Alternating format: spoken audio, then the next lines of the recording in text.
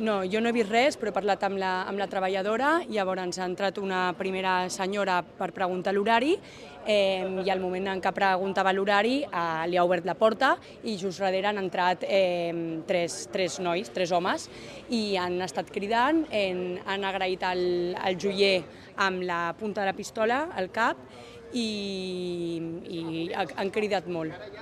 Han cridat molt, llavors així han arribat la policia molt ràpid. Hi ha un cinquè, que és el que els estava esperant a la cantonada amb el cotxe, i aquest s'ha escapat i diuen que l'estan buscant amb helicòpter per Barcelona. Que estaria molt bé que diguessin quin era el cotxe, que no ho sé, per així aviam si algú el troba. Sí, com a mesura de seguretat, la joiera no és que no els hagi obert la porta perquè hagués sospitat, sinó que per mesura de seguretat ja no obre la porta, ha obert molt poc, amb el peu estava aguantant perquè no s'obrís la porta i ella li ha obert la porta.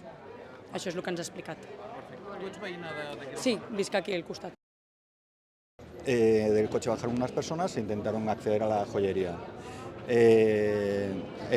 Entraron, no sé cómo, y golpearon al dueño, y ya acto seguido llegó contra dirección un coche de la policía y entraron ya con la pistola en alto, bueno, pues impidiendo el robo.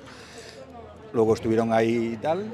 El coche, creo que era un coche, según dicen, un coche negro, se escapó. En principio eran 4 o 5, 3 se los han llevado en los coches de los Mossos y no sé dónde estará el otro coche.